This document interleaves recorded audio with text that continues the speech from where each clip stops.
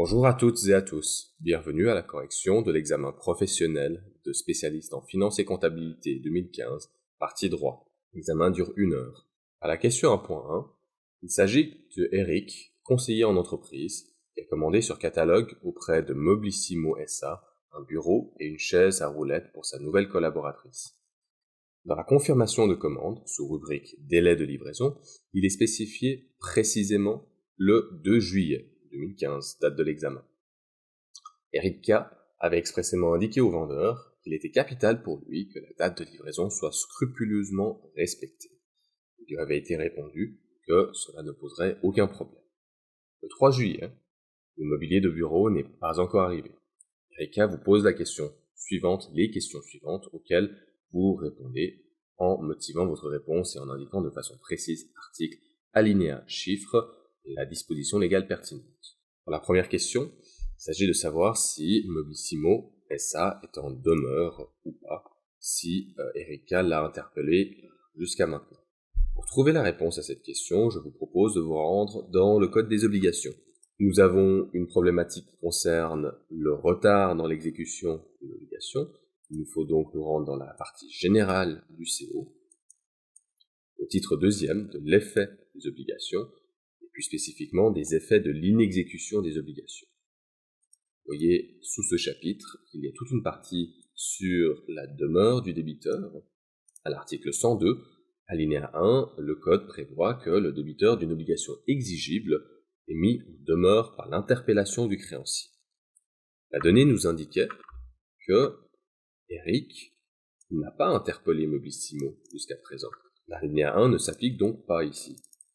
Toutefois, si vous lisez un peu plus loin, à l'alinéa 2, vous comprenez que lorsque le jour de l'exécution a été déterminé d'un commun accord, le débiteur est mis en demeure par la seule expiration de ce jour. Et c'est bien le cas ici, puisque, à teneur de données, Eric a, lors de la conclusion du contrat, expressément spécifié que la livraison devait intervenir le 2 juillet, ce qui a été accepté par la vendresse. Déterminé d'un commun accord, la date de livraison du 2 juillet déclenche immédiatement, en cas de dépassement, la demeure de la vendresse. La bonne réponse est donc la vendresse est en demeure par l'expiration du délai fixé d'un commun accord. Aucune interpellation n'est nécessaire. Article 102, alinéa 2 du Code des obligations. À la question B, il faut indiquer à M. Eric K. s'il peut encore aujourd'hui, soit le 3 juillet 2015, encore renoncer au contrat ou s'il doit auparavant impartir un délai à Moblissimo, un délai convenable pour s'exécuter. Pour trouver la réponse à cette question, je vous propose de vous rendre à nouveau dans le Code des obligations, spécifiquement dans la partie droit de résiliation du créancier en cas de demeure du débiteur. À l'article 107, nous voyons que lorsque dans un contrat bilatéral l'une des parties est en demeure, l'autre peut lui fixer ou lui faire fixer par l'autorité compétente un délai convenable pour s'exécuter. 107 alinéa 1 CO. Eric souhaite toutefois résilier le contrat de manière immédiate sans fixer ce délai.